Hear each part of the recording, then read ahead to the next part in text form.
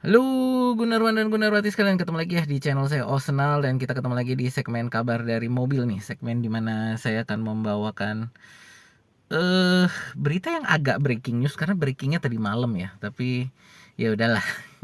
Saya ingin bahas duluan, jadi sebelum dari kabar dari N5, menurut saya ini kabar yang eh penting ya.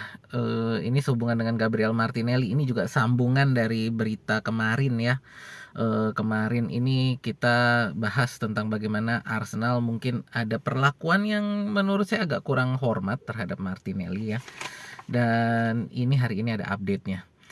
Untuk kalian yang baru pertama kali hadir, perkenalkan dulu, channel saya adalah fans channel Arsenal. Jadi kalau kalian ngefans dengan Arsenal atau suka dengan konten-konten sepak bola semacam ini, boleh yuk di like, share, dan subscribe ya. Kita sedang mengejar ke 5.000 subscriber nih. Jadi untuk kalian yang belum subscribe, boleh diklik tombol subscribe-nya, dipencet juga tombol loncengnya. Jadi setiap kali saya upload atau saya live stream, kalian dapat pemberitahuan nih dari YouTube gitu ya. Sebenarnya ini hari ini saya ada dua yang mau saya ngomongin, satu tentang Martinelli, satunya lagi tentang Julian Alvarez. Dan mungkin ini agak berhubungan. Jadi ya kita mulai dulu dari Martinelli ya. Kemarin saya sudah membahas itu tentang bagaimana Arsenal mungkin itu ada satu tindakan yang menurut saya agak kurang menghormati Martinelli sebagai seorang pemain yang ya kita bisa bilang sedikit banyak menjadi pemain yang mendorong kita mengangkat tim kita pada level kita sekarang. Jadi menurut saya kalau nggak ada Martinelli, kita nggak akan ada di level kita sekarang. Walaupun saat ini kita sudah melebihi Martinelli, Martinelli nggak bisa mengikuti level yang kita butuhkan gitu ya. Tapi ya jasa dia sebagai salah satu pemain-pemain awal yang menurut saya, satu, sangat profesional, kedua dia kerja keras banget, ketiga ya gol-golnya itu banyak sekali, gol-gol penting bagi Arsenal yang sekali lagi membawa kita kepada tempat kita sekarang. Nah, kemarin itu kan yang kita bahas adalah bagaimana Arsenal sepertinya tidak menginformasikan kepada Martinelli tentang nasibnya dia, tentang posisi dia di dalam skuad, dan kenapa itu kemarin di pertandingan, dua pertandingan penting ya. Pertama pertandingan Community Shield dia nggak dibawa, yang kedua kemarin pertandingan melawan Coventry yang merupakan pertandingan pembukaan EPL gitu ya, match day 1 itu nggak dibawa. Nah, beritanya ini dari Hand of Arsenal dan David Ornstein ya. David Ornstein memberitahukan bahwa Martinelli sepertinya sudah agak melunak dan membuka kemungkinan untuk pergi ke Arab Saudi, ke Al Hilal ya. Al Hilal ini tertarik untuk mendatangkan Martinelli dengan nilai sekitar 60 juta pound sterling. Diikuti dengan update dari Hand of Arsenal yang mengatakan bahwa memang ada pembicaraan antara Arteta dan Martinelli sehubungan dengan posisi dia di squad ya, yang itu lalu eh, membuat Martinelli akhirnya terbuka untuk ke Al Hilal gitu ya. Secara finansial memang ke Al Hilal ini apa ya, kepentingannya lebih banyak adalah untuk kepentingan Arsenal karena 60 juta pound sterling ini akan menjadi keuntungan murni ya. Saya udah jelaskan kemarin tentang bagaimana ini menjadi keuntungan murni bagi Arsenal, boleh dilihat video yang kemarin ya. Tapi bagi Martinelli dengan usia dia, dengan titik karir dia sekarang, mungkin ini menjadi agak kurang adil gitu ya, karena kemarin kita udah bahas juga tentang bagaimana Martinelli ini mengejar prestasi ya, bukan mengejar uang. Tapi ini juga bukan satu hal yang jelek juga buat Martinelli ya, karena dengan dia ke Arab Saudi itu ya saya yakin sih gajinya dia akan naik drastis banget ya. Mungkin bisa ada di level 200-250 ribu pound sterling per pekan atau bahkan mungkin lebih. Jadi bukan hal yang jelek juga buat Martinelli, cuman yang menurut saya adalah bukan prioritas dia sebenarnya gitu kan. Prioritas dia adalah mencari prestasi, mencari apa ya, legacy gitu kan, mencoba mencari warisan menuliskan nama dia dalam sejarah sepak bola gitu loh. Itu yang ingin dia lakukan. Tapi ya ya gimana, nasib berkata beda, dia harus memilih uang. Kadang cuman ya agak iri juga ya, kita di sini bagaimana dia dia Martinelli dengan kondisi dia bisa memilih antara mau mencari legacy atau mencari uang gitu, dan mencari legasinya gagal, mencari warisan, mencari apa ya, untuk mencatat di sejarah itu gagal, tapi bisa memilih untuk mencari uang yang luar biasa dahsyat, yes yes yes gitu.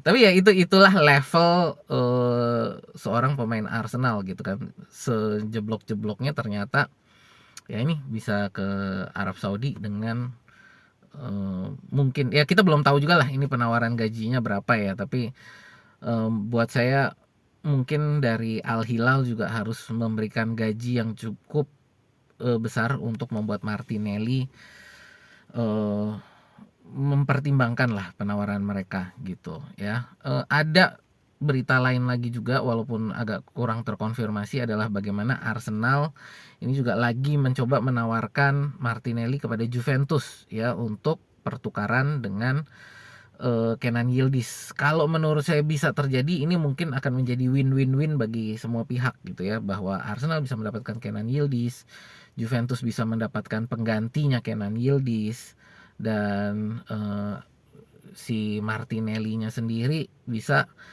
masih bermain di top 5 liga top 5 di Eropa ya, dan masih bisa mengejar untuk prestasi gitu. Tapi problemnya kalau menurut saya, kalaupun berita ini benar, adalah apakah Kenan Yildiz-nya mau ke Arsenal? Ini masih menjadi tanda tanya juga, apakah Kenan Yildiz mau ke Arsenal. Nah, berikutnya ini saya mau ngomong sambungannya tentang Martinelli, ini adalah ke Julian Alvarez ya. Julian Alvarez ini memang Arsenal sepertinya masih nggak tahu ya, kalau saya benar-benar masih bingung sih, kenapa, apa yang menjadi daya tariknya Alvarez. Jujur saya pribadi saya tidak melihat daya tarik Alvarez sama sekali gitu loh. Nah, di apa, dengan seandainya penjualan Martinelli ini memang bisa berhasil gitu ya, tentu kita akan mendapatkan uang yang cukup banyak, sekali lagi 60 juta pound sterling, dan itu tadi keuntungan murni ya, pure profit. Ini bisa menjadi tambahan uang untuk mendatangkan Julian Alvarez yang kemarin ya, ini di pertandingan Atletico dia diejek oleh fanbase-nya sendiri gitu ya. Dimana ketika pertandingan selesai itu para pemain itu mengarah ke mana? Mengarah ke podium penonton pendukung Atletico untuk memberikan hormat dan terima kasih.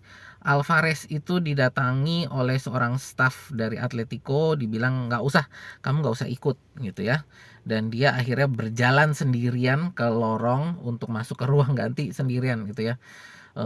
Berjalan sendirian sambil diteriakin, diejek-ejek oleh fanbase-nya sendiri gitu loh, fanbase-nya Atletico.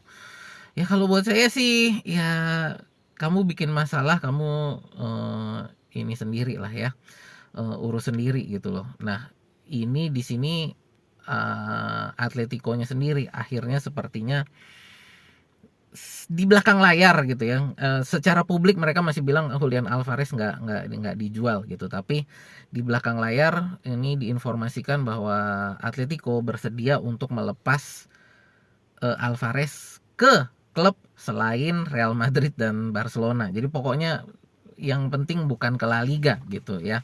Mau dijual kemana aja sih, boleh, yang mau beli boleh, tapi di luar La Liga. Buat saya ini kalaupun Arsenal mau ngambil, ini resiko yang sangat besar ya. Harganya mahal, satu. Kedua, ini pemain yang otaknya nggak ada untuk Arsenal gitu loh. Jadi otaknya dia udah ke Barcelona. Jadi buat saya ini pemain yang motivasinya untuk bermain untuk Arsenal ini sama sekali nggak ada gitu. Jadi buat saya kita mencari sehebat apapun pemain, ketika motivasinya emang nggak ada ya, tentu dia nggak akan bisa mengeluarkan kemampuan terbaiknya gitu loh. Dan saya aja kemampuan dia saat ini aja buat saya meragukan. Jadi, yang di mana kemampuan dia saat ini di mana, di Atletico ya, yang sudah berjalan 2 musim ini, buat saya itu aja meragukan. Jadi apalagi pada posisi di mana dia udah demotivasi, udah nggak ada motivasinya gitu kan.